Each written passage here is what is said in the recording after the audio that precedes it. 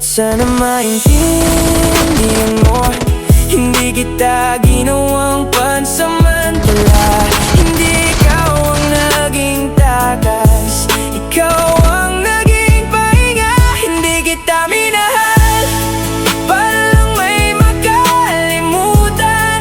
Kinalimutan ko ang kahapon para ikaw ang tuluyang mahalin. Sa dami ng sugat, ikaw ang naging dahilan kung bakit gusto kong maniwala ulit sa pag-ibig na totoo at malinaw. Hindi kita ginamit para puna ng pagkukulang. Hindi ka naging anino ng isang nakaraang pangalan. Sa totoo lang, habang mas nakikilala kita, mas lalo kong nakita na iba ka, iba ang dala. Ikaw yung tahimik pero ramdam ang pag-aaruga. Ikaw yung simpleng kasama pero may dalang ginhawa. Habang siya ay alaala na pilit kong binibitawan, ikaw naman ang dahilan kung bakit gusto kong lumaban. Dahan-dahan kong nilibing ang sakit ng kahapon. Dahil sa presensya mo lumiwanag ulit ang ngayon. At sa unang pagkakataon matapos ang lahat ng pagluha, may dumating na hindi lang basta saya kundi payapa. Kaya kung may tanong sa isip mo kung totoo ba,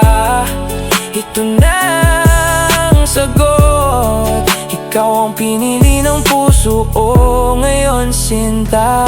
At sana maintindihan mo, hindi kita ginawang pansamantala. Hindi ikaw ang naging takas, ikaw